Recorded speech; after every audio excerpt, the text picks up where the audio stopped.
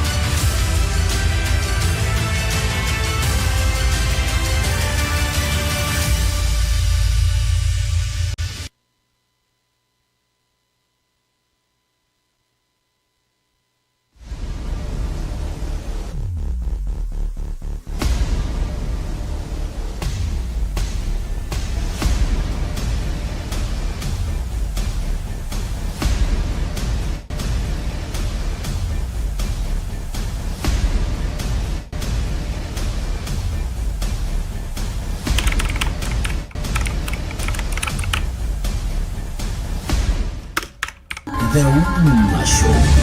Definitely different.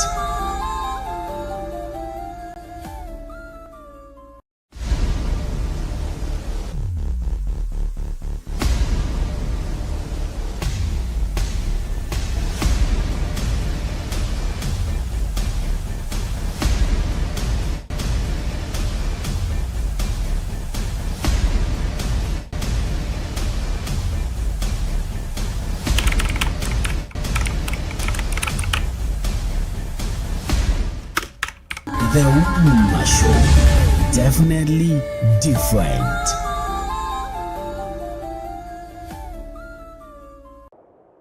Allahu Akbar, Allahu Akbar.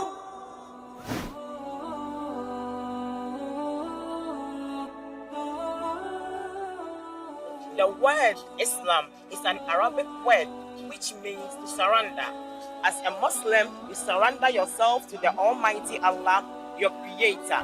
To do that, we need to understand the concept of Islam. Baina TV comes your way with the most educative and informative Islamic program, Understanding Islam.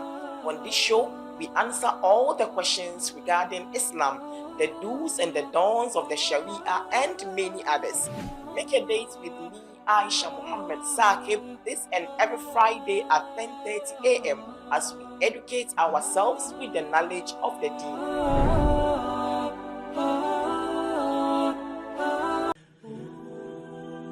Assalamu alaikum wa rahmatullahi wa barakatuh. Ejidiyefo metumu nyina salama. Let the Bible and Quran Speak Organization any Baina TV and yede adesua eka nipa akoma adesua nso a eboro adwene ntiase so. Na saa adesua yi Bible and Quran kyerɛkyerɛ yi ebrɛw ewo Baina TV. Nyadade na me nso menya mmere na yensia konwa na yendosukɔ ewo Bible and Quran mu. Na enkyerɛkyerɛ no yato din sɛ ɔsom enkyerɛkyerɛ ɛwɔ Baina TV na ɛbɛyɛ mfasoɔ sɛ ne ɛbɛyɛ dankwa ma temu ada nkɔka bregufoɔ nti edu saa mmere no a sia konwa na mesia konwa na me no yɛfa saa desua yi ɛmfa mboa yɛ ɔsom enkyerɛkyerɛ yɛfrɛ me Sheikh Ilyas Abdurrahman Ɔsom Nkyerɛkyerɛ, this and every Saturday at 8 p.m. only on Baina TV.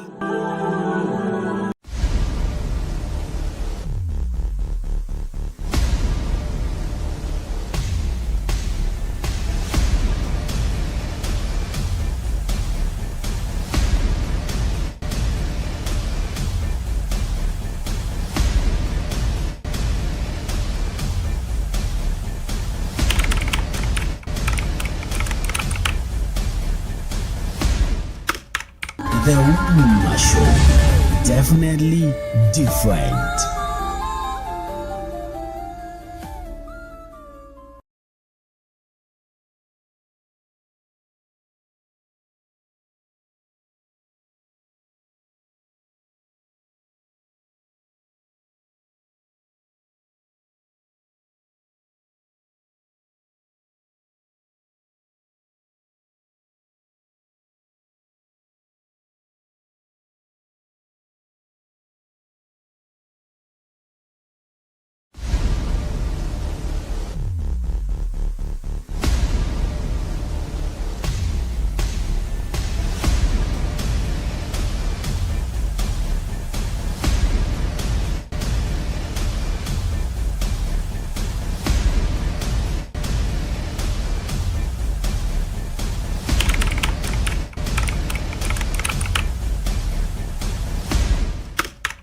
The Umma Show. Definitely different.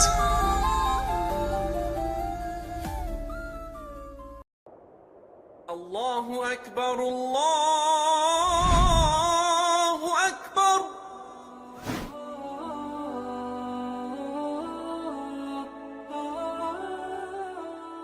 The word Islam is an Arabic word which means to surrender.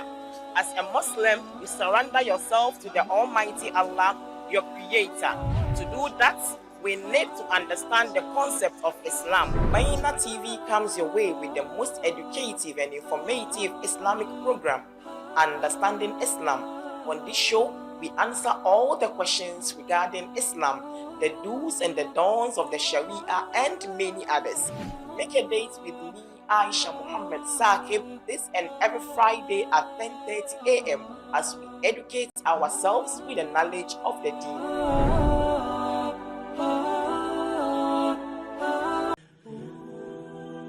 Assalamu alaikum wa rahmatullahi wa barakatuh. Ejidiyefo metumu nyina salama. Let the Bible and Quran Speak organization any Baina TV and yede adesua eka nipa akoma adesua nso a eboro adwene ntiase so. Na saa adesua yi Bible and Quran kyerɛkyerɛ yi ebrɛwo ewo Baina TV. Nyadade na me nso menya mmere na yensia konwa na yendosukɔ ewo Bible and Quran mu. Na enkyerɛkyerɛ no yɛato din sɛ ɔsom enkyerɛkyerɛ ɛwɔ Baina TV na ɛbɛyɛ mfasoɔ sɛnea ɛbɛyɛ dankɔ ama temuada nkɔka breguofoɔ nti edu saa mmere no a siakongwa na mesia kongwa na me no yɛfa saa adesua yi ɛfa mboa yɛn ɔsom enkyerɛkyerɛ yɛfrɛ me Sheikh Ilyas Abdurrahman Ɔsom Nkyerɛkyerɛ this and every Saturday at 8 p.m.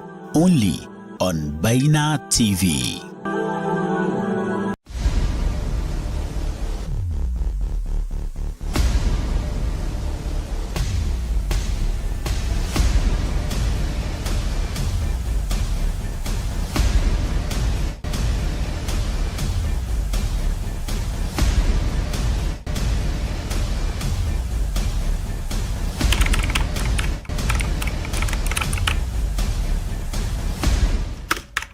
The Umma Show, definitely different.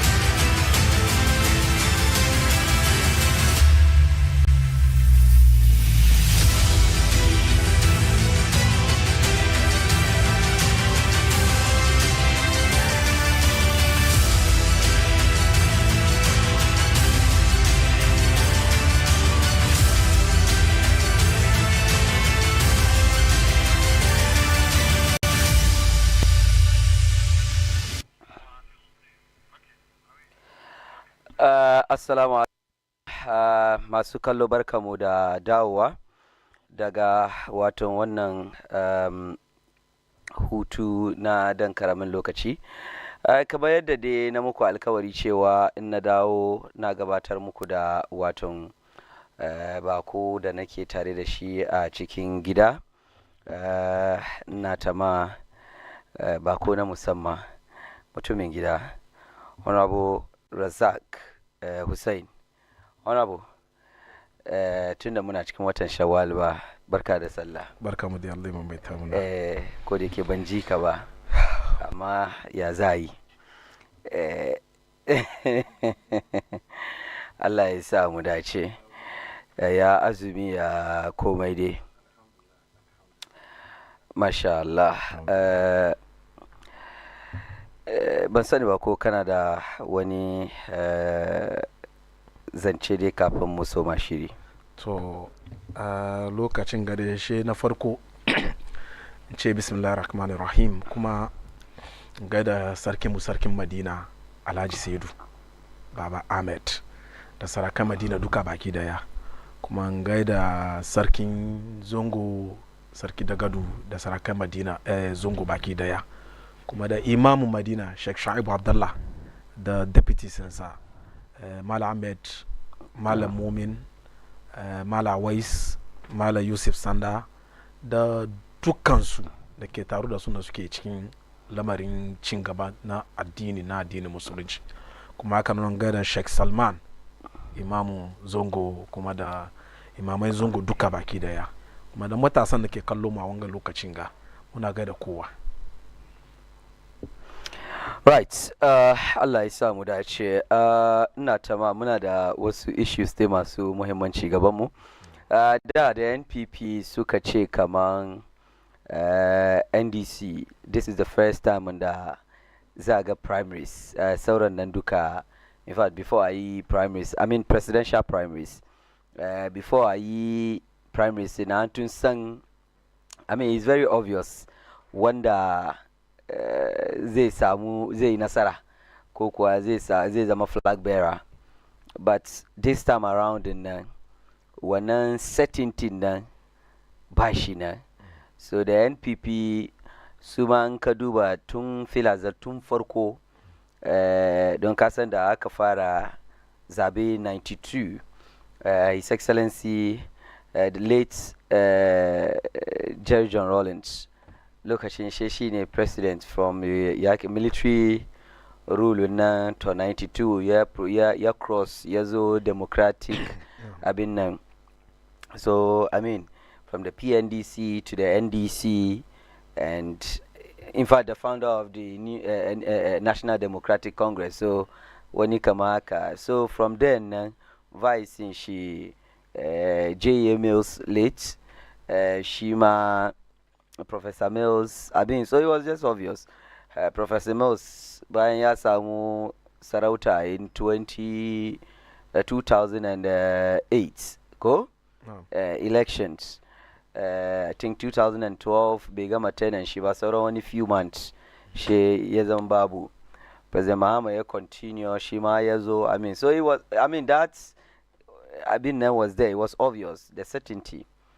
But in ka duba the NPP from that 92 lokacin da tinke Dubuahin aka zo daga baya, so 92 they presented a Dubuahin, aka zo after that na aka bawashi a Dubuahin, aka zo kan Kufuor je 96 bai ci ba, and then the NPP, I mean this time around suka repeat shi Kufuor because of his performance in 96 in so ya zo 2000 against Professor Mills for the first time. She win Professor Mills.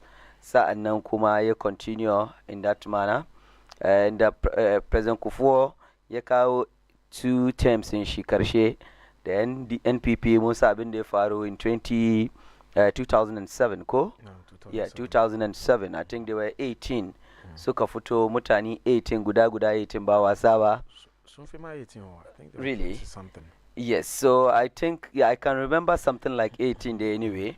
That was huge anyway. Suka Fito, and when the day Suka stand tall at that time, even though it was not obvious, was Alan Tremontin, popularly known as Alan Cash. The Aliyu Muhammad, President Akufo-Addo, former. So when Nandene suka dan stand tall cikin wannan mutane, but then it was not even obvious. Up to now mutane ma na ce kaman ba don Alan Cash ya sallama yes wannan lokaci there's a probability kaman da an je runoff tsakanin shi da Akufo-Addo da yayi nasara har yanzu da akwai wayannan zattuttuka. So in ka duba da NPP sa'annan kuma even lokacin 2024 elections da aka zo Bawumia da bayan sun kawo sabon abin nan doka ko ya mutane suka yawa an yi special elections a zabi mutane biyar. In aka zabi mutane biyar nan sai ya aji a yi delegates na su je su vote. To bayan sun yi wannan I think former vice president da kuma the flag bearer Bawumia, Canada, Japan, lokacin Alan Cash kuma na dan cikin wannan race daga baya da ya zo abin nan. Bayan wannan aka zabi Bawumia ya yi nasara dai masha Allah, even though it wasn't really easy tsakani da Allah, kamar yadda na NDC ke kan zama coup chop for the obvious candidate na vice president. Vice president, yes. And then just recently, January ngako, 31st January, the NPP suka sake yin kuma. In fact, Bawumia was the candidate, 2024, but bai same shi sauki ba. Ka gane ko bai same shi sauki ba. Now, when you look at the status quo, the trend, and yanzu ka duba trend da NPP da NDC na, NDC is always obvious wanda zai zo ya lead. Kana ya gan clear cut. Yes, ka gane ko akwai wannan certainty nan yana nan. Ko da ke election da ba wasa da shi, but then I mean, in fact, tell me why John Mahama na win with 90-something%. Can't understand that. Exactly, you get what I mean. Yes. Somebody like Rollins, she one day found party now. Exactly. So, but with the NPP trend na, it's not like that. But yanzu unka steady al'amarin the NDC ba za su same shi haka ba. In ka duba ita vice president Professor Jane Nana kusan bata stand tall haka nan ba. So it looks like, I mean, we don't know what will happen in the coming days in Allah yada, but it looks like history is not going to repeat itself. Like, kama this time around na NDC na it's I open some way somehow. So the NPP were like, for the first time, the NDC is going to experience real primaries. So as NDC, ya kuke take wanga al'amari. Musa Dankwa ya fito da nasa pus. I don't know if ka gani wannan pus na, even though I think Asiyedun Ketia stands though in that pus na wasu suna naki da suka fito Asiyedun Ketia atu forcing and sauransu. Now, so ya kuka doki wannan zancen. Wasu na ce Haruna Idris kuma na kiran suna Nana Jane. Na'am. Kana ga NDC kun ji jiki this time ko? Wannan ya kawo rarrabuwa ko? Yanzu ma dai kawo sauki. Yanzu ma dai kaga na farko ce alhamdulillah mun gode ma Allah kamar irin wannan lokacin ne ya kyauta kawo muna na muka kai irin wannan lokacin ga. Gaskiya dai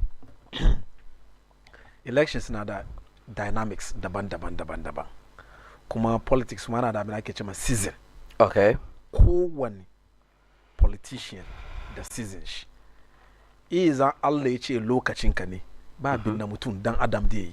Shi yasa ma ke cin da 98 ko 99. Is it 98 ko 99? I think 98. 99 point one abu. 98 point something to 99. It's 99%. Yes, 99%. Wane mutum? Kaga lokacin shi ne kuma Allah ya kaddara kamar lokacin shi ne. Ba abin da ni da ke damu ba abin da wani zai yi.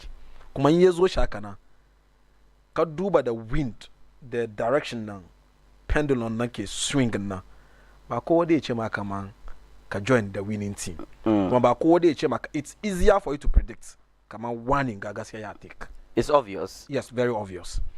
Amma an ka duba kamar yadda ka bada history irin kamar na David and Goliath kaga matsala da aka samu ne Goliath ya underrate David be ya dodge stone ba don da ya dodge stone nan da san da Goliath ya ji da David ya ji exactly saboda mai na farko shi Goliath da kashi ma ya underrate David wanga tananga exactly isa abin da wulgan da ga ya cire tayin shi mai da wanga concert yake exactly bai sa kamar ramin Allah na tare da shi David ba isa yanda yake nan at this point in time NDC mun samu sitting president da shi cikin second term shi ko cikin yes sitting president da je na aka contest shi in the person of President Mama the former late president former late first lady the Nana that contest in Katuna exactly before the Inata party.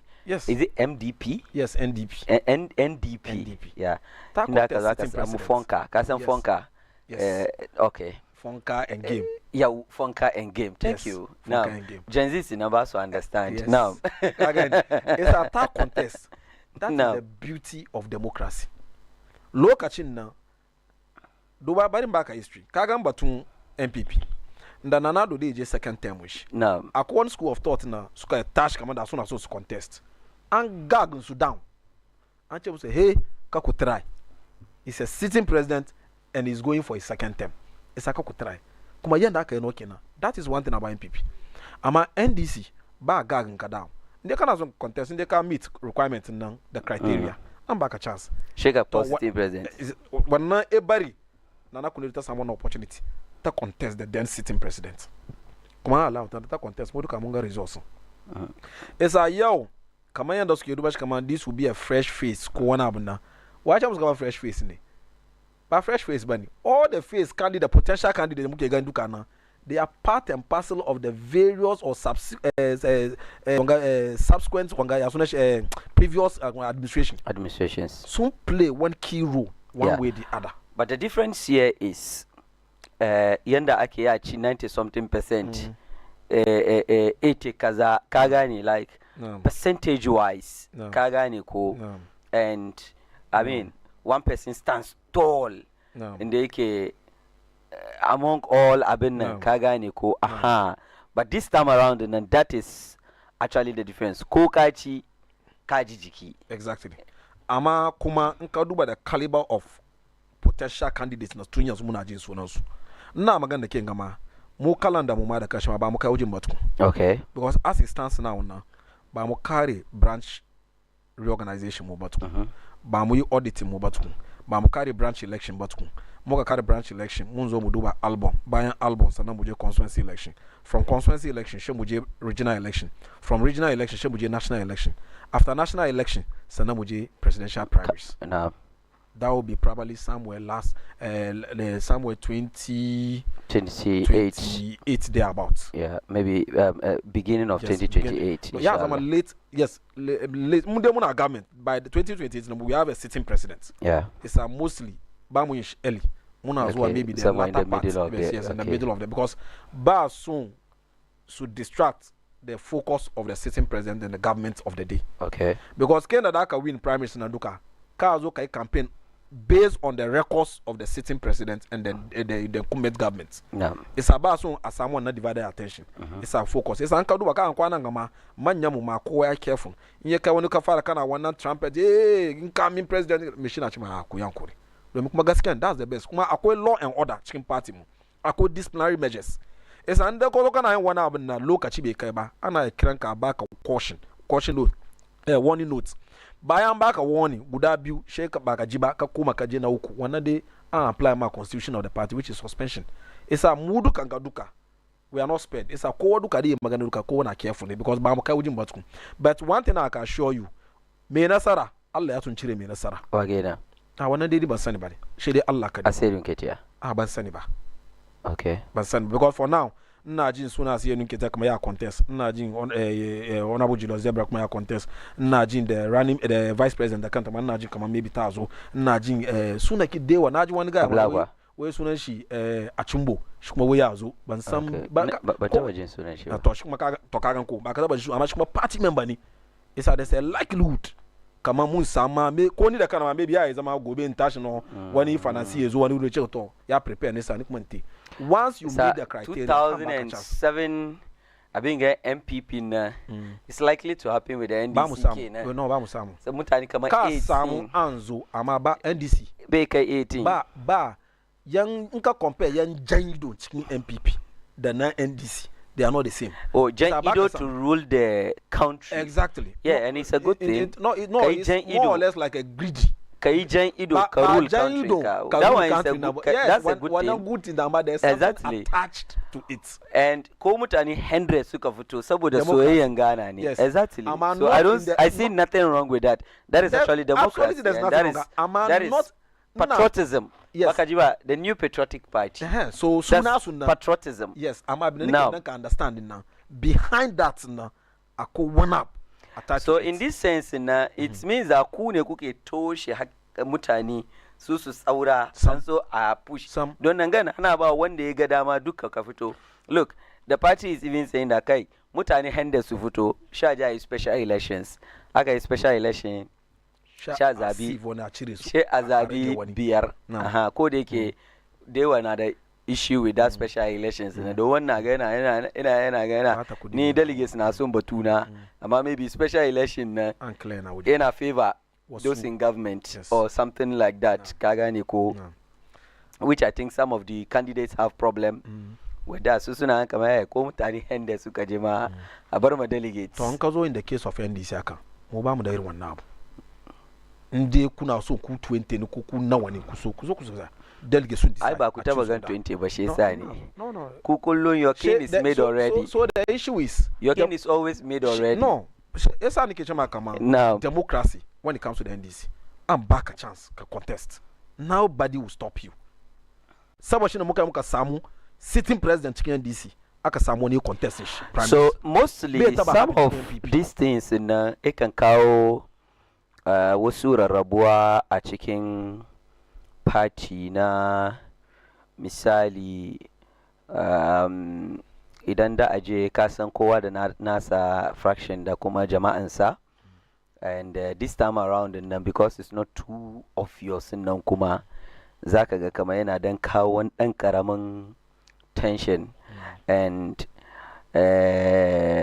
political scientists sun ce ma kaman internal issues na party like in yazo internal elections and internal conflict within the party na sometimes yayi dangerous ya fi ma the general election da kanshi exactly external because of wannan yana kawo ma party nan damuwa sosai so don't you think kaman looking at things in the NDC is likely to face one challenge haka?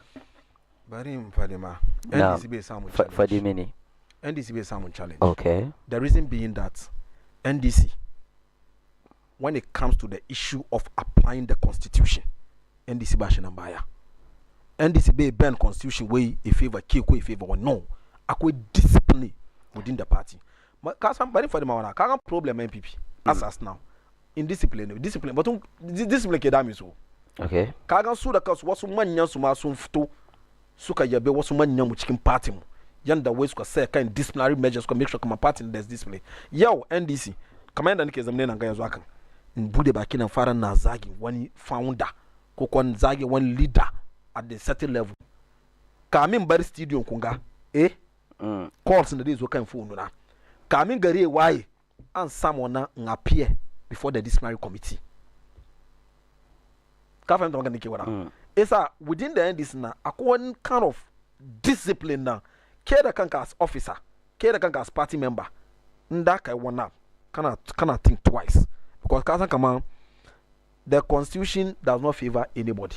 So you are saying that MPP da wani ya tara kudi she ya fara wasu maganganu. Kuma saboda kudi da kuma wani taimako da yake wa party ko wani ababe ne yes ba ya ai mai komai ai mai komai exactly amma ka Okay. duba mu ta bangaren mu former general secretary mu deputy general secretary mu ka wani magana zama kai studio ya aka kira shi aka bashi caution wa kokwani do ko kwanye da aka hudu bashi suspension the likes of Alitejo Cup and bashi suspension the like of even currently the sports minister currently when he was the deputy general secretary and bashi suspension Shaka Kofi Adams yes Shaka refers to disciplinary committee na suka investigation suka kuma suka kare shi suka kare report kama no be eba isa kan wannan me immediately aka reinstate shi back ba shi kadi ba akwai Joshua the late Joshua he was the general secretary of the party and aka find out kama ya wani masala kan taru the rules of engagement in party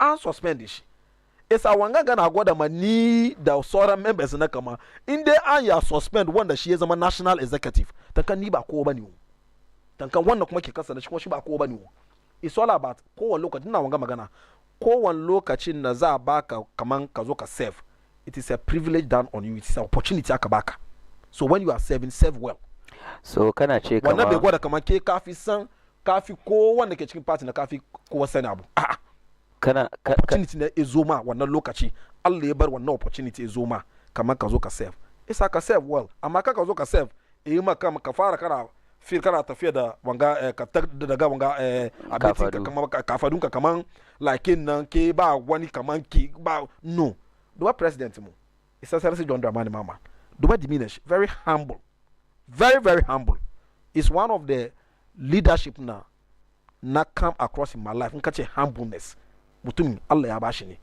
domin me ba ko bane discipline ne ya fito gida an train shi gida kuma da yazo ka cikin party nan she gane kamar party na akwai rules of engagement akwai constitution da ke guide mu duka mutane kullu na ce wai asai nun ke ya zama powerful asai nun ke da ba powerful bane o shi asai nun ke da ba powerful bane party constitution NDC nan shi ya bada asai nun ke da muke kamar powerful ne because asai wani ne in yazo batun constitution na party wai apply wannan dai ba shi nan baya isa ya bari kowane da ke around shi da wadanda ke operate kusa with that level na duka kowane careful because you are having a leader ko kwance kuma a national chairman na shi in ya zo kama apply constitution bai spare inda abin ya ce red ne in ya ce white ne ya ce white isa within the NDC na caliber names na muke jin kama za su zo ga duka na tis na all of them kowa discipline ne kuma su dukansu suna da discipline kuma su dukan na kuma na sun san the rules of engagement kuma su duka kuma sun san ababen da ke cikin constitution party mu so the person will not go and go contrary to the constitution da ya san kuma abin da kashi ya go against shi misali party ya ce kuma lokacin gabi na zamu yi ke ga shi ke kaje kana yin contrary to that party ba gaba da an baka hukunci ko wani ba an engage ka a baka caution a fadi maka no wani kaza abin da kake yin nan bai dace ba isa duba ka jara that's the first one second one an baka caution amma ka koma da third an ga kamar kenan kan ya zama digangani isa an deal da ke kuma deal na kamar yaso aka ni as a secretary in kaman muka je meeting as a constituency executives mu kamar 28 ne in ka kara MP mu mun zama 29 ka kara MCE on certain level mun zama 30 muka take decision of the constitution of the house now back and need the entire 30 na duka so agree no ba possible bane kana need only 2/3 once ka samu 2/3 of the 30 na 2/3 of the 30 will be just about 11 or then say between percentage let's say about 11 or 12 2/3 kenan no. And it's done aka ce kama an take decision ga yanzu ya sora mani secretary in communicate to the wannan decision na is against him ko kwa they abin da mu implement na muka approve na ya sora mani in zone communicate ko kwa in carry on I'm doing that on behalf of the decision na muka take as a house so kana nufin cewa by virtue of the discipline da ke cikin NDC ko kwa yanda kuke kimanta doka na party no. wannan zai ba ku dama ku yi waton presidential primaries ku lami lafiya kuma ba za a samu wani in ja santiwai wa timi wa kame da wani bangaranci a cikin party da an gama shi kowa ya koma ku zama abin ga daya. I don't know if that's what you are trying to say. Yes, because abin ya gwada kaman inda kana son ka contest. Na'am. Akwai criteria, akwai requirements da kake meet, ya kamata ka meet. Na'am. In ka meet, ka zo ka contest, wani bai hana ka contest. Okay. Isa an baka fair grounds kenan, ba cuce ka ba, ka zo contest. Amma baka expect kaman requirement na gwada kaman kana da riga, ya kamata kana da riga fari. Sheke ka zo na ke baka da riga fari. Sheke kana expect kaman requirement na ya allow ka saboda ke ni razak. No, ke ba ko bane o. NDC na ba wani fi NDC girma o. Kaga yau problem na ma wani magana yanzu akan ga. Problem na opponent mu suke samu ne ba. Wasu na feel kamar su suna da power ko sun yi girma ko suna da wani iko ya fi party nan. Isa kan aka na kaga mishi na ya zama muna da young guys na cikin wannan party yau suna zama kan console bayan console akan gano ka suna zagi manyan party su da abubuwa kuma bayan musu komai saboda ina wanda yake zagin na akwai wani baba kuma na shi ina supporting shi kuma wannan baban nan aka ce leadership na party su currently na maybe wannan baba na da wani authority wujin ko wani say wujin na isa kaga mishi ya samu kanshi amma not in NDC ko ke wane ne from the first person to the last person muduka tenant ne kuma that is how the constitution is. All right. So kai one level na kai one abu na bai dace ba disciplinary committee or maybe disciplinary action within the constitution na will be applied to you. Kuma aka apply ma ina da consequences shi. Aka apply wannan bai gwada kama ke ba party member ba no ke party member ne. Ina kama classroom ko school kana yin wani laifi sha baka suspension. An baka suspension kaje after some time suspension na baka one duration ne after one duration kana zuwa back ko baka da ba sometimes one suspension na kuma ba bar ka wuce an dai gwada ma kamar bibi ga wani aiki an yanka ma noma ko kwari wani aiki da ba ce ka park blocks ko wani abu it's normal that is indefinite da shi indefinite na irin wannan na yes indefinite na wannan na gwada kamar ke problem na ka cause na ko crime da ka committee na ya kamata a samu dama a bincike cikin da kyau a take ka two process sannan a gan gaskiyar magana in ji headmistress mu way indefinite suspension is a polite way of saying we have sacked you. It's a polite way of saying we have sacked you domin abinda aka yin na honorable an tabbatar kamar mutum kaza ya abu kaza an tabbatar me shi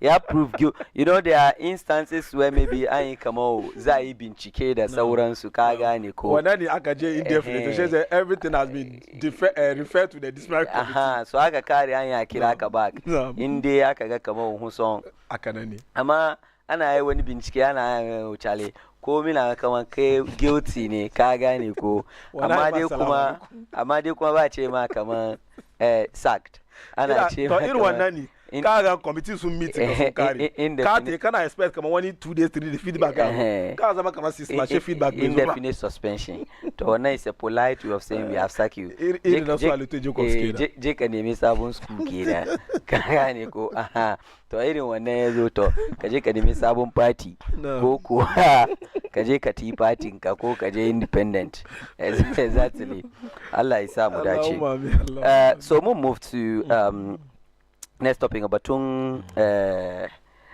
kudin fuel da kuma and the raise issues na kare kudin sufuri wato transportation fares kenan and I mean gwamnati ya shiga tsakani an duba an tantance al'amari tsakanin GPRTU da kuma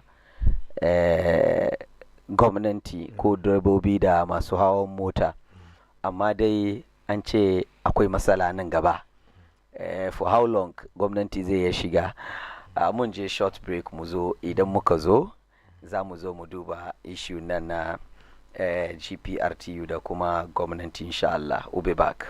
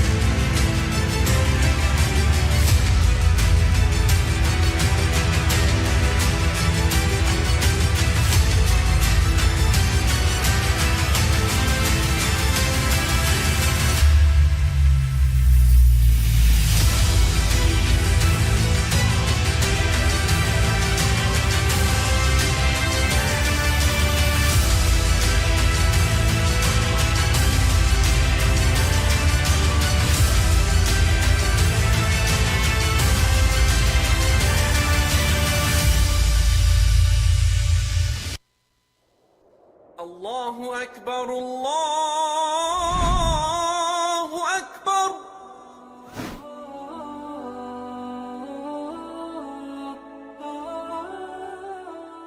The word Islam is an Arabic word which means to surrender. As a Muslim, you surrender yourself to the Almighty Allah, your Creator. To do that, we need to understand the concept of Islam. Baina TV comes your way with the most educative and informative Islamic program, Understanding Islam. On this show, we answer all the questions regarding Islam, the do's and the don'ts of the Sharia, and many others. Make a date with me, Aisha Muhammad Saqib, this and every Friday at 10:30 a.m. as we educate ourselves with the knowledge of the deen.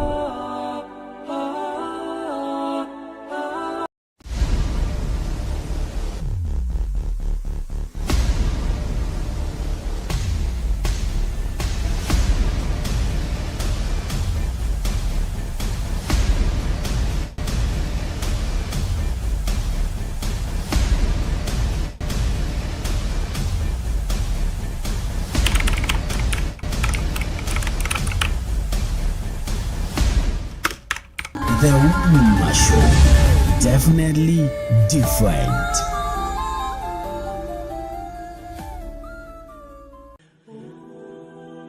Assalamu alaikum wa rahmatullahi wa barakatuh. Ejidiyefo metumu nyina salama. Let the Bible and Quran speak organization. Any Baina TV and yede adesua eka nipa akoma adesua nso a ebro adwene ntiase so. Na saa adesua yi Bible and the Quran chire yi ebrɛw ɛwɔ Baina TV. Nyadade na me nso menya mmere na yensia konwa na yendosuko ɛwɔ Bible and the Quran mu. Na enkyerɛkyerɛ no yɛato din sɛ ɔsom enkyerɛkyerɛ ɛwɔ Baina TV. Na ɛbɛyɛ mfasoɔ sɛnea ɛbɛyɛ dankwama temuada nkɔka breguofoɔ. Nti edu saa mmere no a sia konwa na mesia konwa na me no yɛfa saa adesua yi ɛmfa mboa yɛn. Ɔsom enkyerɛkyerɛ yɛfrɛ me Sheikh Ilyas Abdurrahman. Ɔsom Nkyerɛkyerɛ, this and every Saturday at 8 p.m.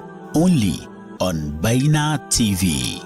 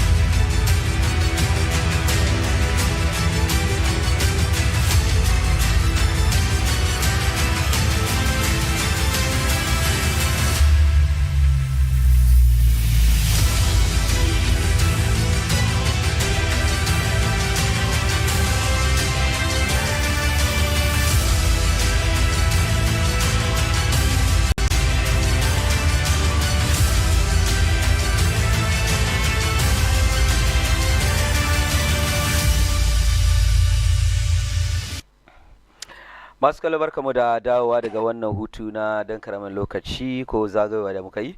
Har yanzu na tare da waton constituency secretary na Madina constituency Honorable Abdulrazak Hussein.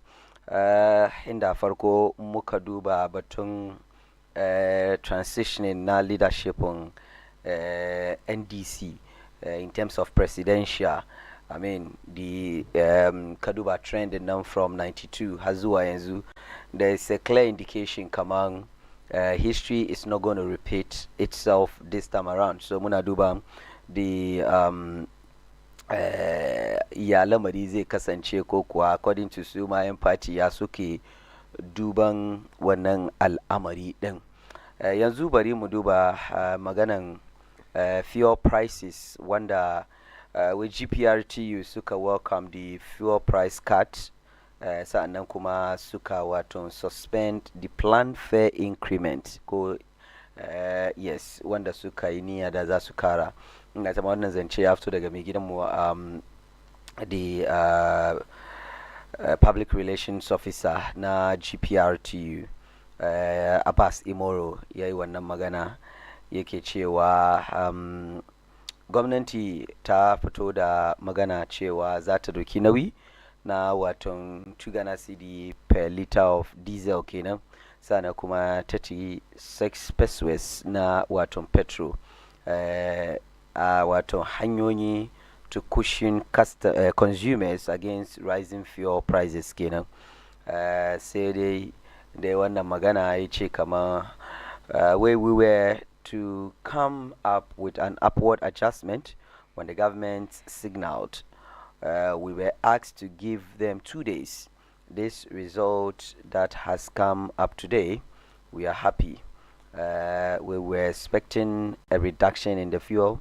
So for now, our leadership has announced a hold on any upward adjustments because I don't know, 16th effective 16th, which is going like zagan wannan kamar gwamnati za ta doki nauyi in na fahimta da kyau ko gwamnati ta doki nauyi wanga mu kira shi kamar ya subsidize kenan ko ko ba haka nan ba. To matsalar shine yanzu ina ta wasu critics na ce kamar gwamnati kadan shi kaji an subsidize kadan shi kaji an subsidize kamar dai gwamnati na yin wani abu saboda citizen na su saya suna ta mai tabe gari yayi kyau ababe na kyau sosai meanwhile issue komi an subsidize ba bari system na ya flow ko I find lasting solutions to some of these things in and subsidize in ababe suka escalate it will get out of hand. I don't know yanda kuka doki wanga criticism nga na kamar dai gwamnati na bayana dai so kullu ana ta mai tabi Allah president yayi kokari because ya kamata a ringa dokan nauyi a ringa subsidize ababe but ba find lasting solutions to things and barbary system na ya flow kamar yadda ya kamata. I mean there are ups and down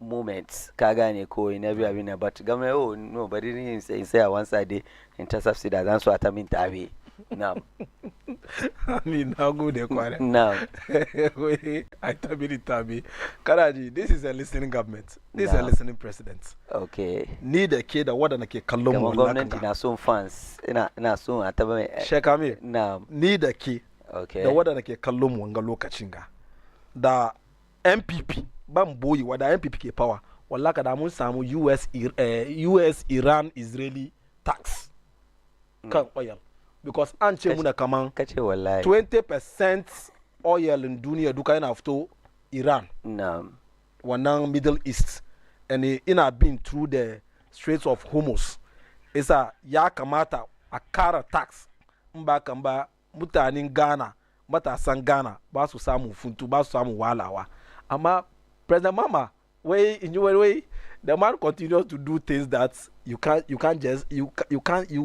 of it that you can't even understand. Wanga ke gwada kama this is a listening president. Ya duba the situation at the moment. She A1 projection. She duba in they take economy na da in they zo e cow economy na. She duba kama in the next 6 months, which is the next 6 months, the short term. In the kuma projection ga duka nan cabinet sun consider the fact that akwai wani problem na ke taru da duniya zuwa kan fadan na ke ongoing fight na ke go on.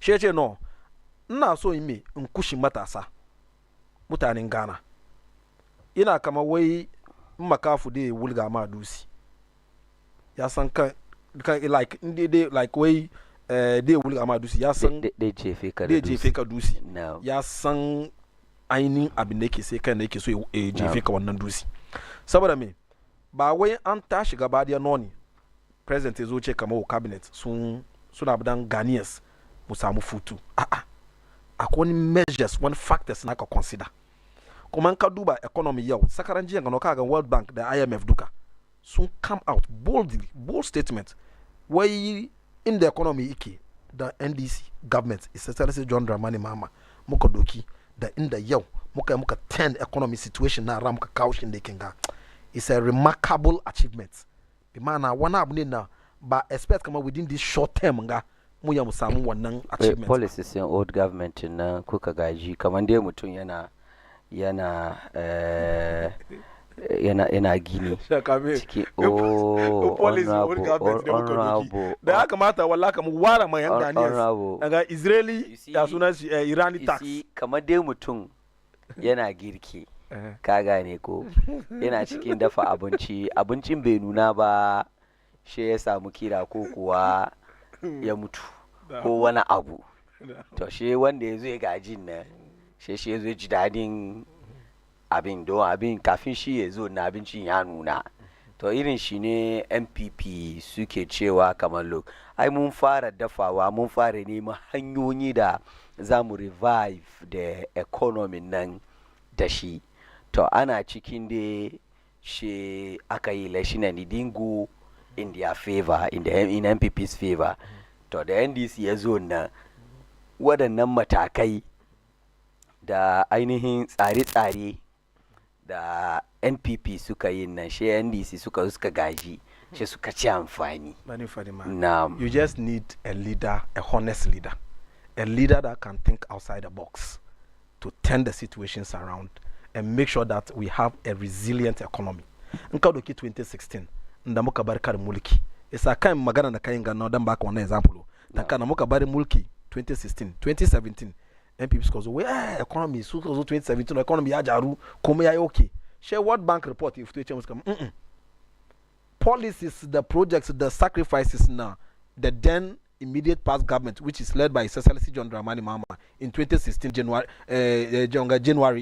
wanga kenan ya 2017 kuka take over now one good policies now the projects infrastructure project they put together now wannan bari kuke gan wanga beneficial yau da kuke kai mulki MPP sun fara kashe economy latter part of 2018 inda yazo kai kaman sinking fund ya sunan shi all the necessary buffers now President Mama then put together kaman saboda inda wani masala ya tashi duniya duka kan mu samu too much shocks mu samu mu rely kai sun fara suna dissipate wadannan buffers duka akan lokacin da bai ti ma su taba ba esan daga badin sun fara suna nyama da economy tun later part of 2018 she 2019 covid ya shigo cikin kuma lokacin covid Ghana sun samu kudi mafi da ma MPP led Nanado daga Bawumia sun samu kudi mafi da kowane government cikin Ghana ga ba me happen wannan su da kansu members north of the way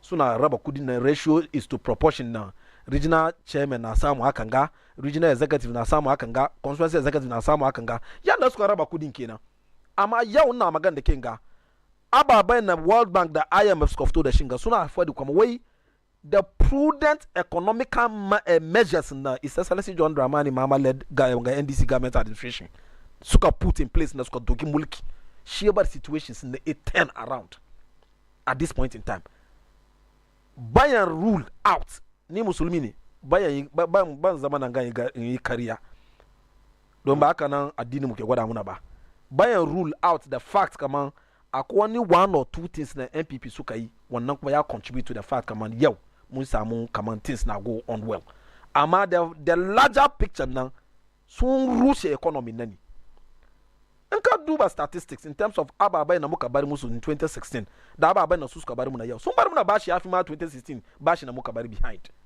amma yau in ka duba ratings credit ratings mu da fito sakaran janga kaga ma rate mu very high yanzu aka ga economy mu ya bude ko duniya duka kowane gari duka na so yi business da Ghana yau kowane financial institution duka na Ghana muna son kudi tattalin arzikin kudi kamar mu doki mu da shi development cikin Ghana ga muna samu yau yan giwa or MPP da kan sun zama sun ce kamar wai wai sai John Dramani Mahama Ghana ina economy na yana wanga wai suke duro ci ke ran da economy da saboda bai ja karbon loan ba amma ga garin kuma yana go on sakarajen ga batun Ghana Revenue Authority wanga customs wani kamu na aka kama wani smuggle ake so a smuggle about almost billions of dollars in the dash nga da sakarajen ga AI wanga na suka Republican AI wanga na suka introduce nga in ka duba about 2 weeks ago revenue na Ghana cost wanga GR wanga suka asuna suka raise da ka duba new software IT na suka adopt nga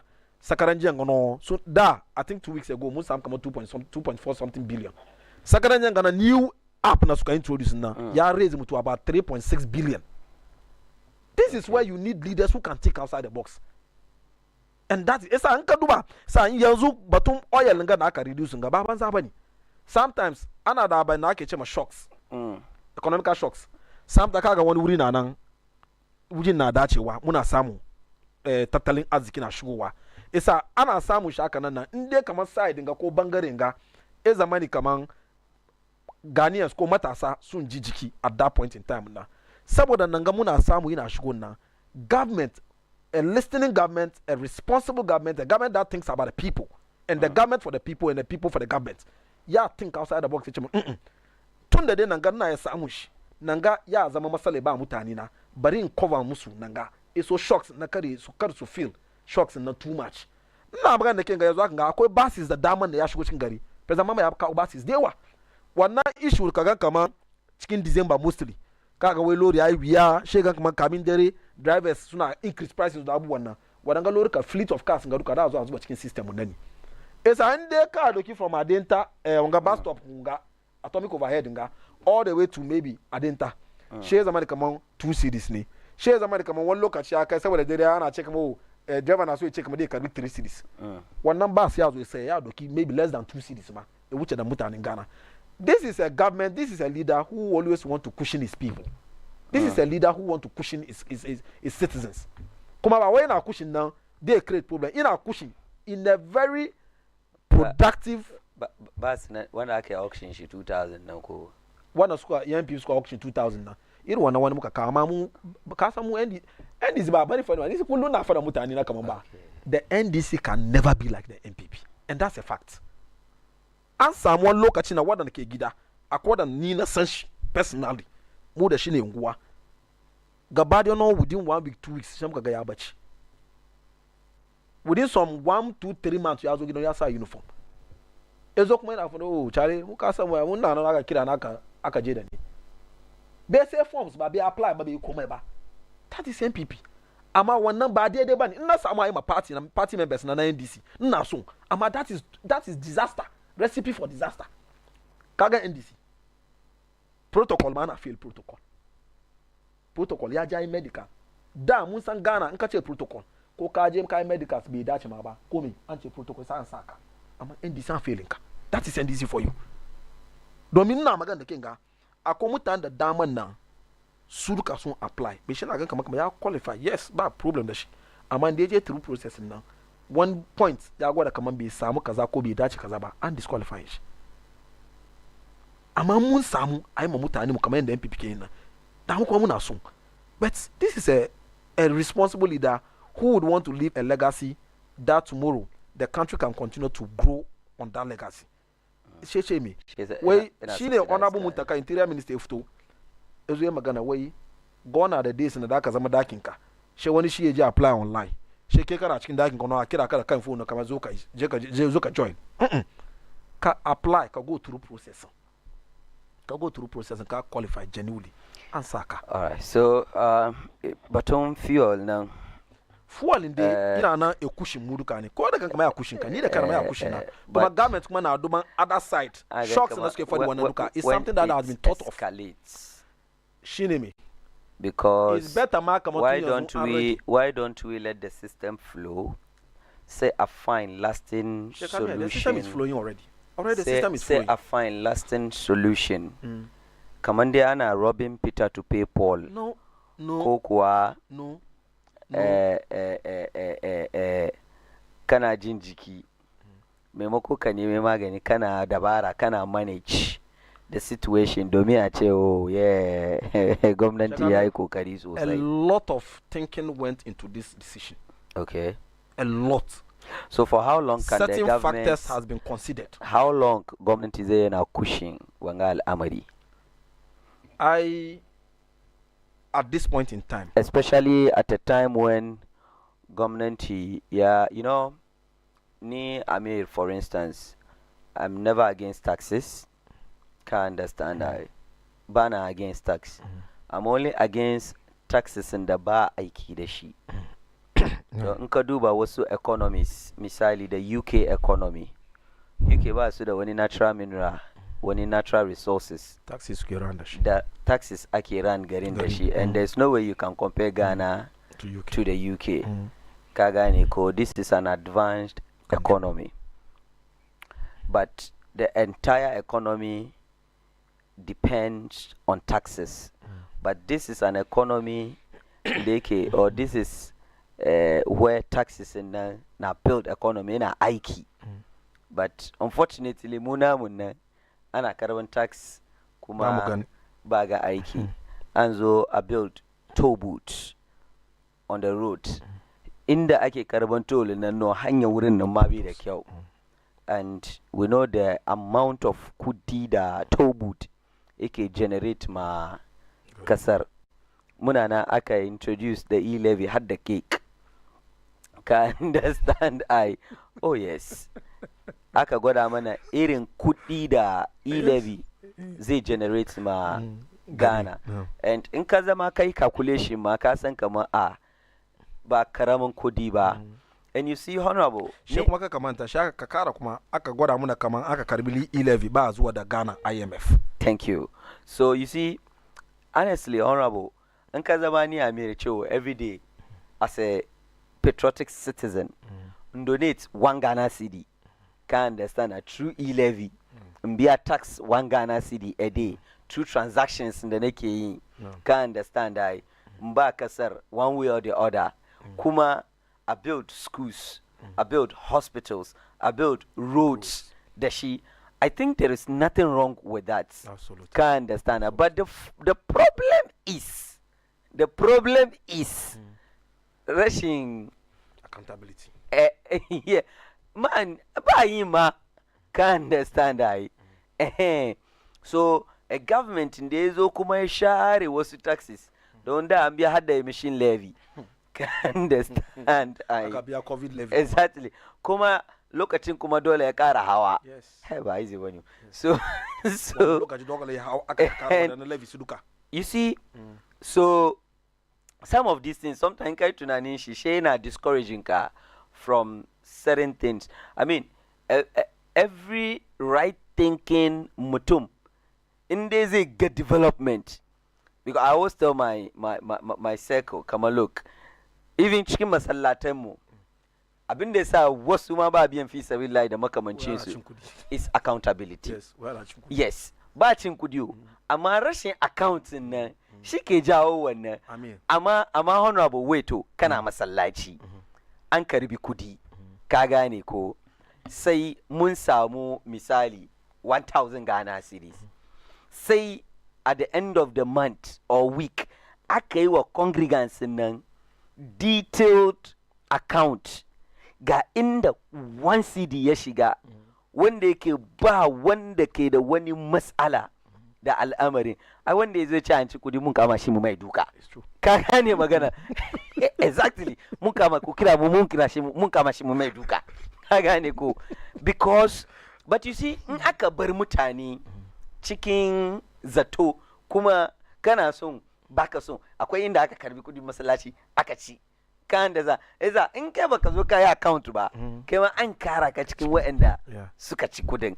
So in dai muna cikin gari haka sai mu biya taxes, sai muka biya taxes, sai muna gan amfanin taxes, muna gani amfanin taxes, ba mu da problem, ba wanda ke da problem. Haka masallaci me she biya kudi ya ga amfani, ya ga abin da abin kai aka mai account ya ga improvement. Wallahi shi da kanshi yana so ya ga more and more improvement. Kamar misali an doki kudin masallaci ya haifar har an gina makaranta, an yi sai filin makabata, an ba yara scholarship, marayu na anguwa an ba su scholarship cikin kudi. I mean, it's not always about a gina masallaci, a paint masallaci, a sa air condition. Do you get what I'm saying? Exactly. Kagan all this naka shimfidanga. When it comes to Ghana Allah ya bless muna da tattalin arziki cikin garin ga. That's natural mineral resources that exactly. All that you need honest leaders. You need prudent leaders who can prudently manage the economy. So we thinking outside the box. Thinking outside the box and be able to put measures in place and get the right thing done. Irin tattalin arzikin da ke zuwa aljufun mutane through corruption, through bribery and corruption. Nka quantify shi, Sheikh Amir. most of anyamu roads mu bai ci mu gan portals ko manhole kan wannan roads ba magana accountability na lokacin kenan amma kaga in kana da honest leader isan kama sector nga muna samu hakan ga sector nga muna samu hakan ga sector nga muna samu hakan ga in dai zamani kamar wanga sector masala da yazo in dai kamata masalan da yazo ne ya bari matasan gari su ji jiki inda ya kamata mu mitigate shi ne mu kushin su kamar yadda aka yi batun fuwar ga just to cushion the citizenry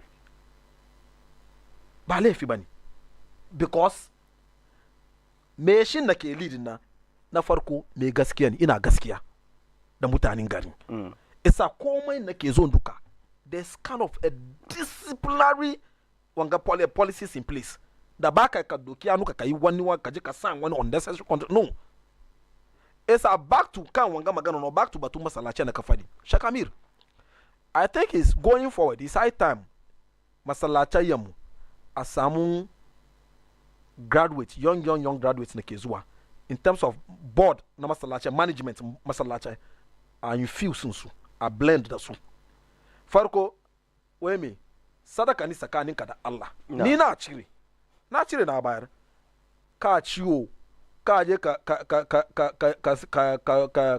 ka raba ko me da ka yi don ni dai tsakanin da Allah ni na cire nawa wannan ku management ku aikin ku ne ka fahimta na sadaka nake cirewa ba ina cire saboda ke ba ni na cire saboda aikin Allah kuma zuciya na fari tsakanin da Allah alkawali na yi nake ba don gafi sabilillah isa na bayar absin da ku da shi dai I don't care amma I care simply because ina expect kama ina bayar ina ga kama almost every now and then the masalaci should be in a good shape in terms of good management shine every year ana ya paint masalaci one ceiling fan one problem no one light no ana tackle one abu duka kuma it's high time management nake manage masalacin nan aya earmark wani amount at the end of the month na a ce at the end of the month ga sampo na muke ba ku duka as management saboda kar jaido da kwadai ezo ciki da sata da corruption ezo ciki kuma inda na ce I infuse the young graduate musulmai na suke kare school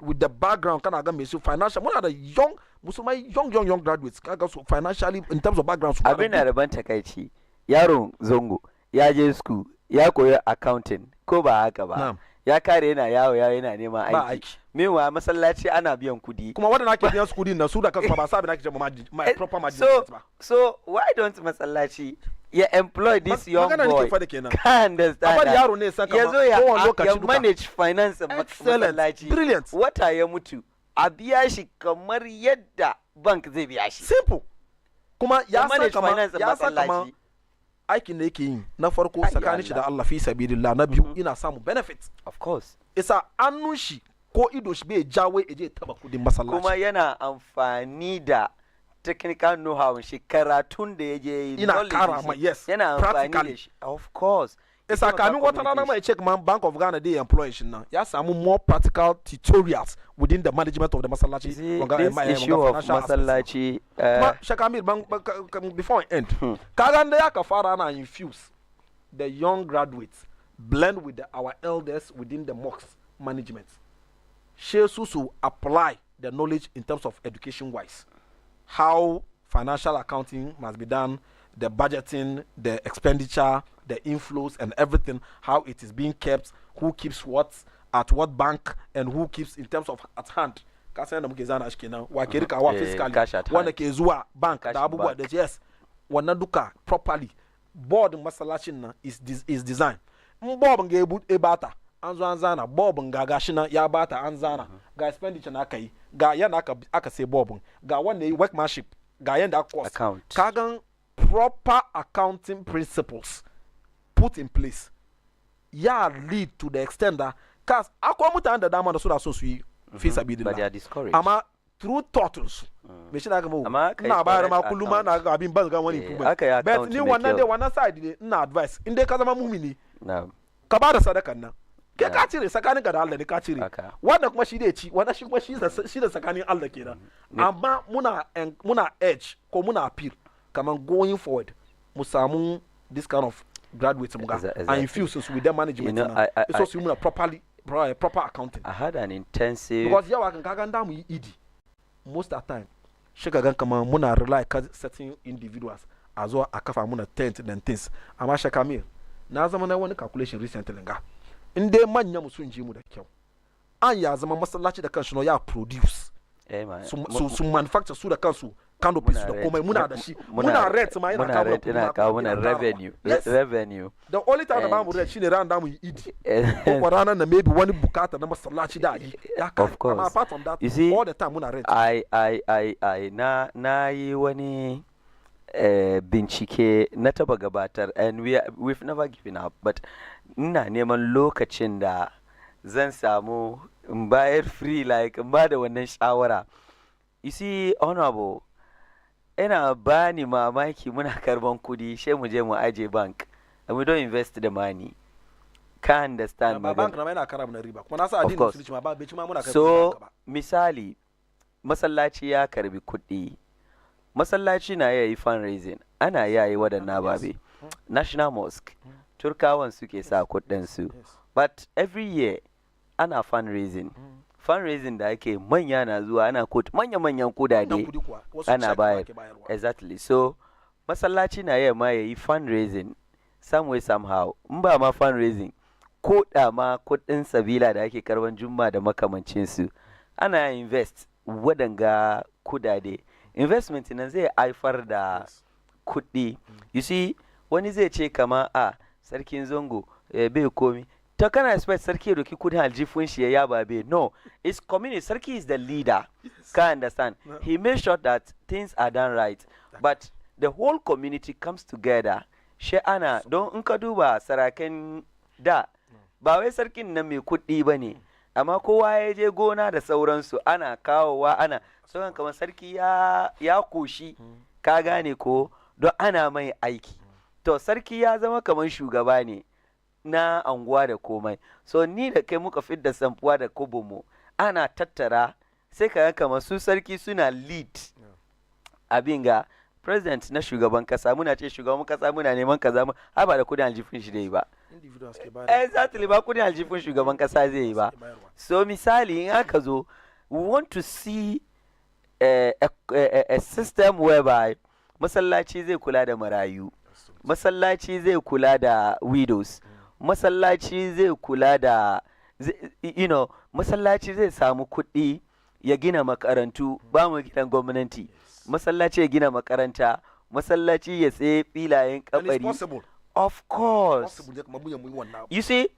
the development is such that in kai yana kara ma jama'a kwazo suna sa kuɗi don muna ganin ci gaba lokacin da honorable ya zo mana ziyara cikin azumi ya ga kamar mu fokusinmu shine muna gina makaranta muna gina kaza muna gina al'umma muna scholarshipin yaranmu muna kazan wakafi muna to lokacin da honorable ya kawo muku ziyara cikin azumi zai zo ne ya kara cikin abinda ne masallaci na yana saying this ne masallaci na ina nan cikin azumi in ban karyawa ranar kamar ni na bada sallah ko ina sauka minbari aka ce kamar wai MC ya kawo mana ziyara ce to me MC ya zo da shi ya kawo mana ziyara cikin azumi ka san me ya zo da shi wani drink na yara irin drink sugar drink na wani da ruwa wallahi har ni na ce ma mutanen kamar da wanga kuke neman da ku ga min na kawo miki wani haye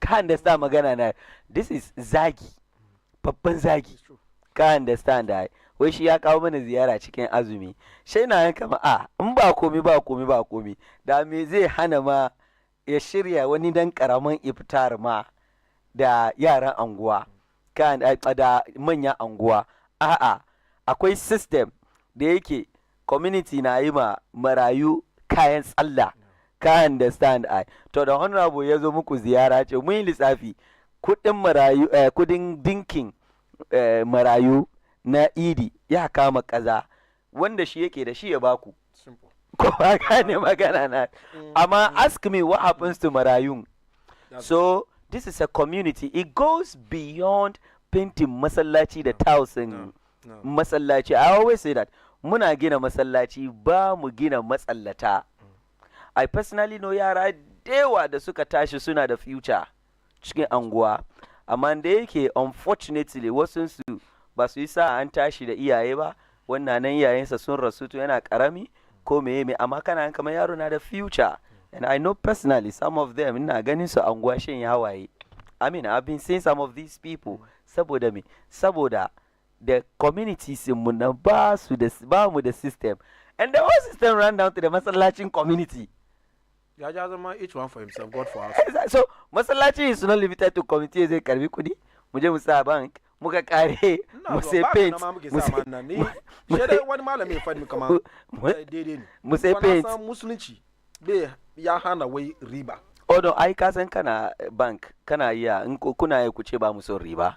Yes. Exactly. But do our mocks, do they do? Exactly. So ni dai na kyautata musu zato. Kaman ba sai amma keeping kudin nan sitting at one place won't generate anything. Don ko da za mu invest mu jujjuya, ko da za mu invest mu jujjuya, I still won't advise kamar tsara hannun mutum guda. Duk wannan za mu yi da mu tsaka a bankin bank a yi alkawai da banka mu ba mu so kwari ba. Exactly. So wannan ke kai na kwaje ku da kun bar muku. Esa wadannan is high time, like I mean shi dai an samu lokaci an ya mun reorient lokacin kakanninmu da sauransu haka system mu yake, mun gode ma Allah sun yi kokari, but an waye gari honorable an waye gari. Exactly. Allah ya sa mu dace. Bari mu bude phone lines na mu pick wani 5 calls ba, sai mu zo mu wrap up. So gwamnati ya samu ya kushin al'amarin shine wasu critics na gwada kamar look, kaman gwamnati yana son fans too much. Isa in bai duba ba. Wanda gwamnati ya zo ya ce kamar da mu kara Iran and US tax. Da ce ba kuka ce kuma MPP na kara tax. In bai duba ba ya kawo mana matsala in ji critics. Sa'an nan kuma da NDC batun presidential abin gannan primary thing. Indications dai na gwada kaman ababe ba za su tafi kamar yadda kowane lokaci yake kan faruwa. Waɗannan su ne issues da muka tattauna da honorable, kuma gaskiya honorable da ya dai deliver. 0553-683-010 yankuri ni akan dandali na ba cin mutunci. In ka kira ka ci mutuncin wani an sauke ka, kai hakuri. Na farko. Na biyu, in za ka yi magana da hujja da ladabi. Mun fahimta ko? Da hujja da ladabi. To ina tama shi ne, saboda idan muka ci mutuncin juna ko aka ci mutunci, an ci hakkin juna kenan. To ka san wannan kuma wasa-wasa wani ansa za ka ba Allah kiyama. Siyasa, ina magana gama kana cin mutuncin wani, kuma Fatima da kake cin mutuncin wani saboda Fatima ba ka samun ɗami, ka gane ko, tsakani da Allah, ka understand ai, ka kwatar da hankali. Kowane magana ne kaya ka yi ba tare da ka cin mutuncin wani ba. Inda aka yi magana kuma ka yi magana da hujja, fact and figures. Allah ya samu dace. 0553-683-010, 0553-683-010, 0553-683-010. Kai ma za ka yi ka kira ka tofa albarkacin bakinka a cikin shirin. Kindly activate the phone lines for me, I beg. Ina tama kaman line nan. Yes. So, Honorable, bari in tambaye ka, ko da yake wannan is a special program on its own da za mu kafa. The NPP sun nuna wasu damuwa game da lokacin da shugaban kasa ya meet CSOs, aka tambaye shi batun LGBTQ+, shi wani magana. Cewa an handling shi democratically, menene wasu dai sun yi nasu interpretations cikin maganar president cewa ai democratically na nuna cewa ba za a ji a yi kwana ba dai, amma an kai maganar parliament ai menene har ya kai shugaban kasa shi ya sanya, amma dai for now dai from his end dai yana concentrate kan wasu ababe, gashi nan maganganu da yawa, har ma aka zo ana cewa to malamai ai ku kuka yi magana to ku tashi ku yi magana ko menene. har ma abin wani ya zo ya zama kamar dai ana taka malamai na ce sam magana da malamai suka yi lokacin MPP ko lokacin gwamnatin Akufo-Addo ba wani kuskure ko ɗaya tol a cikin maganarsu don kira suka yi ka gani ko in kana da matsala ka ce musu ka ja hankalin su ka ce malamai to ku yi hakuri ku goma ku yi magana amma ka ce me yasa ya yi magana lokacin Akufo-Addo dai kamar dai kana son ka attack malam kenan ban san kai ma naka ra'ayi ko da ke ni na riga na yi nazarin lamarin duka na ƙare ina da nawa shawara. Abin da ya kamata mu gane ni ba wannan lokacin na da past parliament suka yi wannan process da ababayin na failure on the part of the president ya sent after some days ya elapse ya koma ya rushe kenan isa kamata fara from scratch to yanzu aka na magana parliament sun fara process na bai kai president ba tukun president shi yana jiran su dai shi ya yi ready ina jiran su in dai parliament suka yi processes na kamar yadda aka yi wannan lokaci na lokacin president former president Akufo-Addo aka yi da ya zo kai wujin shi bangare kan tebur shi ne kamata a sign shaka je da shi court. Assalamu alaikum. Hello, wa alaikum salam wa barakatuh. Ajiya sunan ki da ne ke kira. Okay. Ina call daga sabon zango. Okay. Ya hankuri abin da nake da shi da ta yi magana shine abin da shi ne hankuri rage TV kenan kin ji. Ya hankuri abin da nake so na ce John Muhammad tana sauraron isa da kaji John Muhammad kasan za ta bashi fans kenan yanzu haka ga inda muke na abin da ya kamata matasan Ghana duka su gane ni shine wannan akatun process da past immediate past parliament nan da ya kamata da Nanado president Nanado that's the 8th parliament so president Akufo-Addo a sign na da bai sign ba abin nan wani bail ne kamar yana da one duration one days number of days ne ke take wannan days na ya kai ya wuce bai sign bai sai ya rushe wato ya expire okay isa ya kamata su fara shi sabo yanzu haka nake magana parliament committee da ke in charge sun fara aikin shi inda sun kare yau go through the stages so yana da stages daban-daban na date in go through wannan stages duka ya kai gaban president with the advice of the council of elders the menene president ya assent bai ce bai assent ba ya assent right so menene aka ra'ayi ko shawara ga waɗanda suke kaman dai ana attack malamai. Hello na'am hajiya na'am na komo ina fadi na ce ba na'am John Dramani babanmu yayi hankuri ya duba abubuwa domin wasu suna karkashe su suna so su bata mishi aikin shi gaskiya ni NDC ne raina kenan ina so ya zauna forever and ever yasa in ba su yi kyau ba first abin da wangan ma su kore shi in aka gama an daji sa gama aya a cire su so shi a duba da kyau wanda suke so su bata ciki a duba a gyara abin kasu yadda wani ya zo ya bata mishi aikin shi sai da wani ya zo ya bata musu aikin shi right don makiye su yawa ciki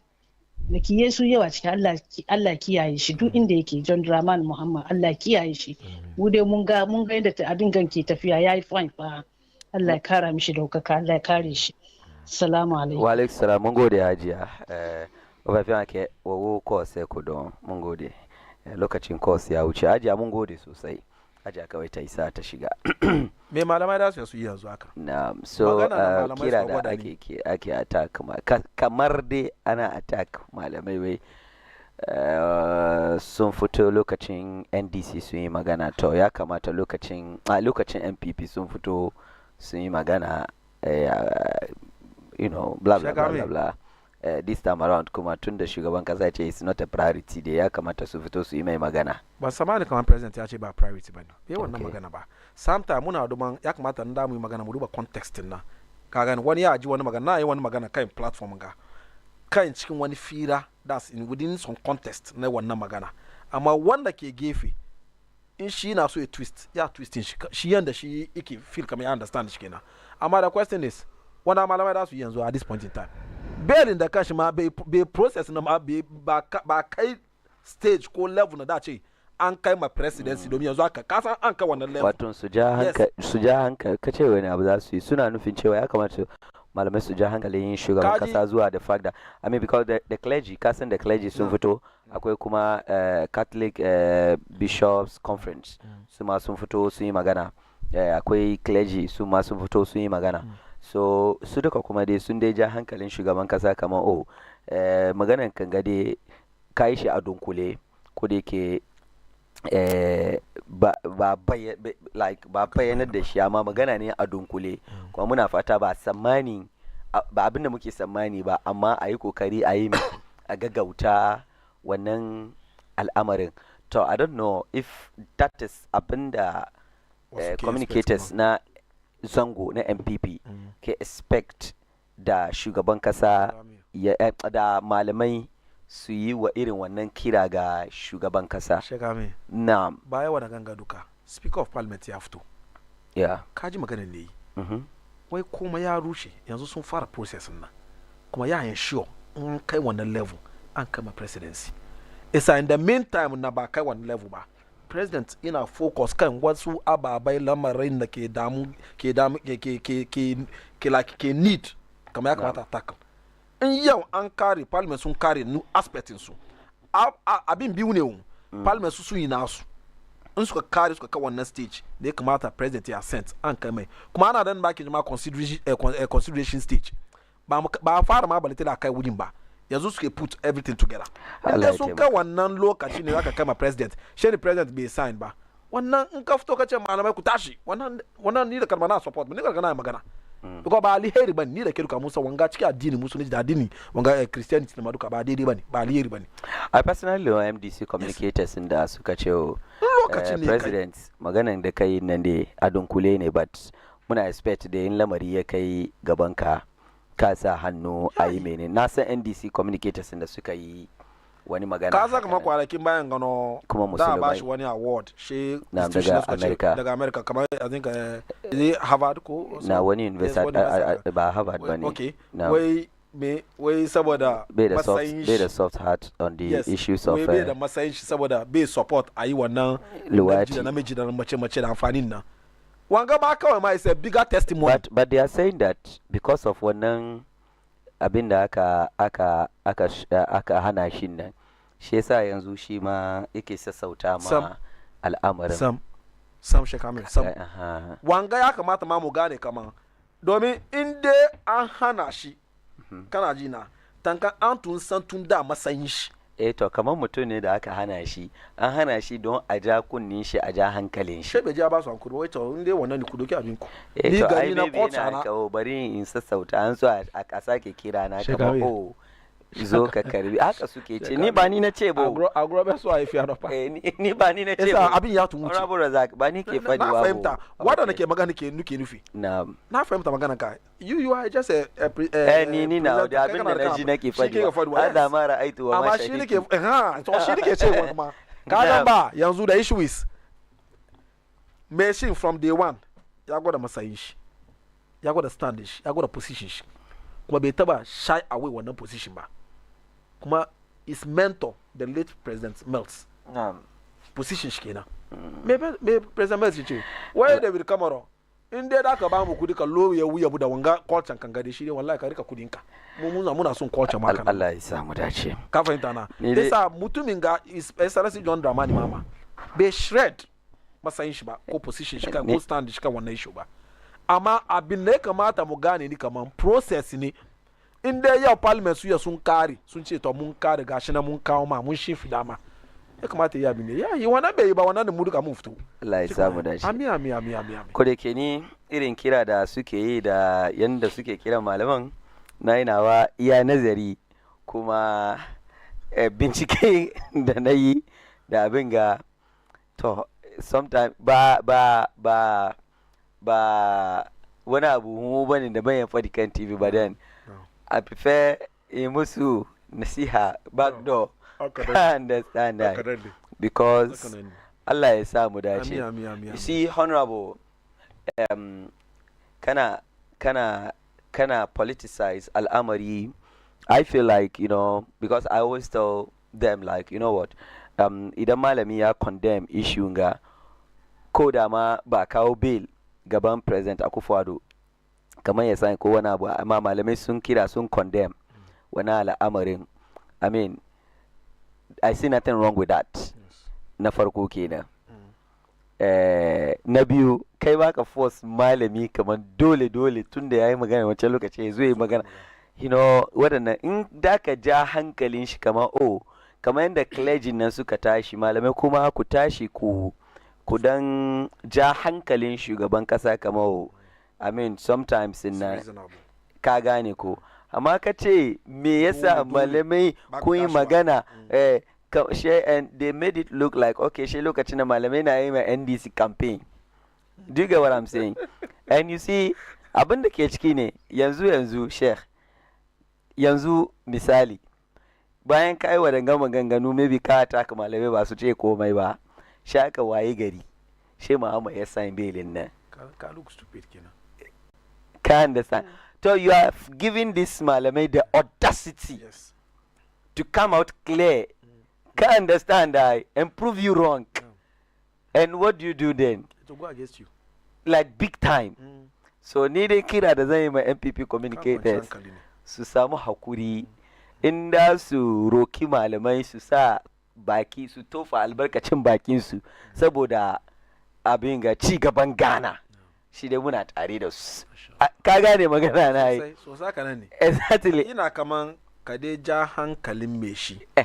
Su sa baki. Ku sa baki ku tunasar da shugaban kaza kuma a tuna da shi cikin addu'a. Haka nan ne. Da addu'a ya kare. Amma an kan make it look kamar dama yana tare da shugaban kasa ne. To in an waye gari shi shugaban kasa ya sign. Haka nan ne.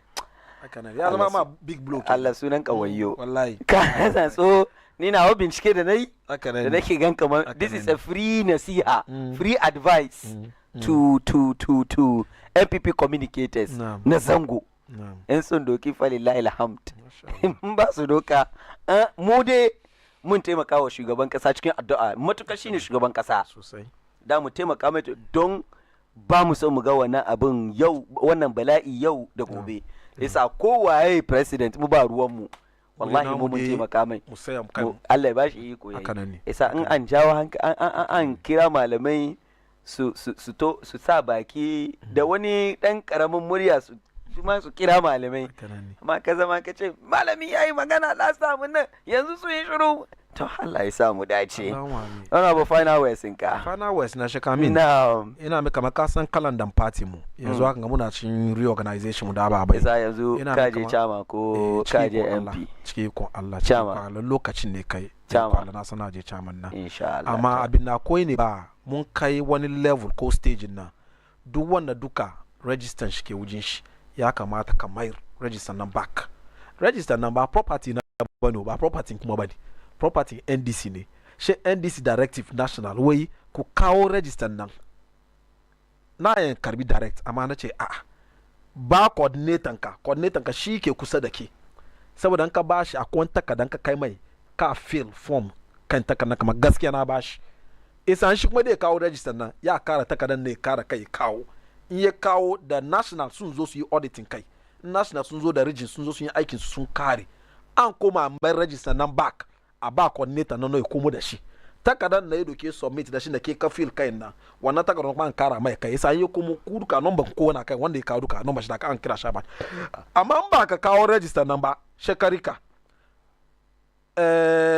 ma'anan shi ne bi ma'ana kana gwada kaman wannan branch ko wannan register nan ba shi na cikin system nan ba shi nan isa ke da kanka ka kori kanka abin da yi ne kawai party ya ce to ku bi da sabon register ku ba sabon mutane su kafa su fara aikin su isa an ana ce ka kawo register ko ana asking ka kamar ka kawo register ba ni na ce ka kawo register bo party na leadership headquarters national su calendar ne process ne su aka ce kamar no lokaci ya kai kawo register da wani aiki kai an kare aikin an kuma mar back ka karbi register then the issue isa muna ba kowa hankuri ken da duka ka san register kana wuce ka deadline ya wuce on the 10th last about 4 days ago ko 5 days ago ya kamata da wallahi ka bayar amma ka wuce yanzu aka na magana again region da national su sun shigo sun fara suna aikin su isa ken da baka submit register ka ba gobe ka zo kai kuka domin ke ka cost makanka isa matasa su yi hankuri su make sure kama sun cooperate da coordinators su ba su register now coordinator ko ba shi ya zo da takardan da ka sign na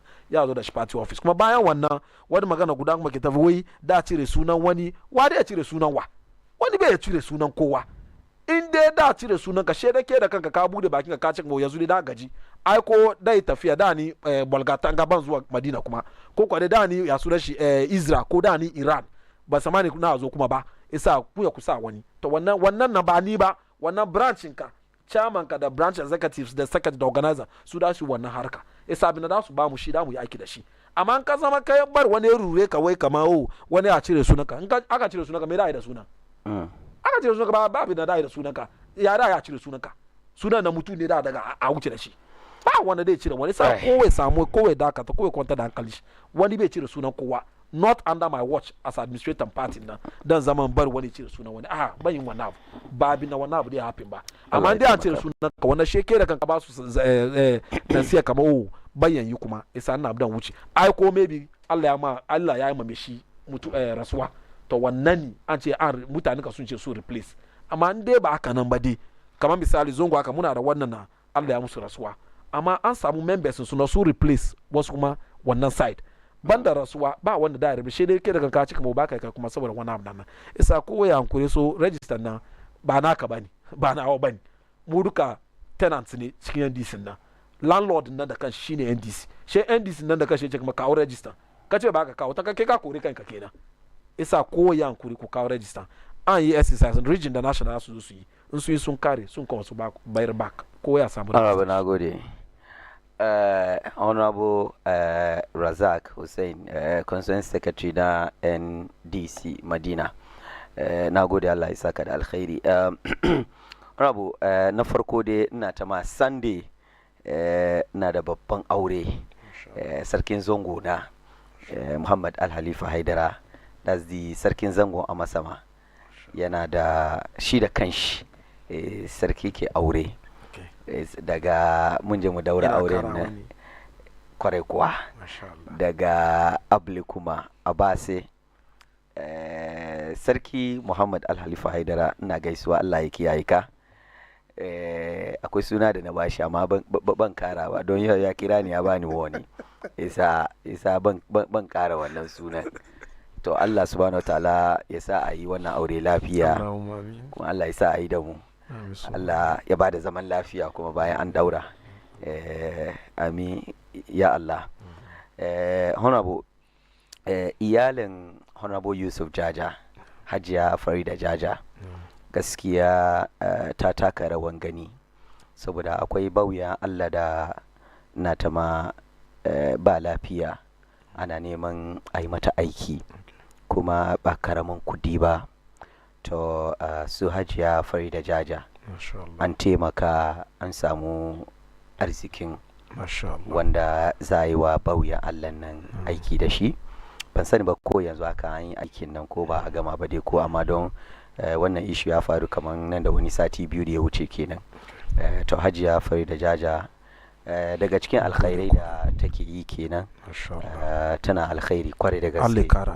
isa Hajiya Farida Jaja na Allah subhanahu wa ta'ala ya taimaka mata da kuma shi honorable Yusuf Jaja shi ma akwai project da ya taimaka aka yi na I think wani horarwa da aka bayar wani training a cikin batun AI da sauransu shi honorable Yusuf Jaja the deputy minister na tourism Allah subhanahu ta'ala ya taimaka mai kwarai da gaske ina tuna cikin azumi kasan akwai project da aka yi ma hufaz waɗanda suke ba da sallah a cikin masallatai kasan nima limamin tahajjud ne kuma abin akwai biya kwarai da gaske comes with a lot of sacrifice and dedication to akwai wani taimako da aka yi musu na wato kayan sallah da makamancin su just to appreciate their dedication and efforts da sacrifices na tama honorable Yusuf Jaja ya taimaka matuka aka yi wannan project na aka taimaka wa ma hufaz guda 100 yes da kuma marayu masu hadda alkur'ani 50 that's 150 yes da ma mata mahaddata alkur'ani 20 to na ta Honorable Yusuf Jaja ya taimaka kwarai da gaske a cikin wannan al'amarin. Allah subhanahu wa ta'ala ya taimaka masa. Na'am. So masu kallo ni ne naku hadiminku diyanku kaninku karaminku karamin Ameer Mukhtar. Wannan ita ce shirin ma'auni. Idan ubangiji Allah subhanahu wa ta'ala ya kai mu sabon mako za mu sake haduwa akan wanga da ifat ranar juma'a za mu sake haduwa, sa'an nan kuma ranar ainihin laraba sabon mako insha Allah muna nan tare da ku in Allah ya yarda. A kwana lafiya. Wassalamu alaikum wa rahmatullahi wa barakatuh.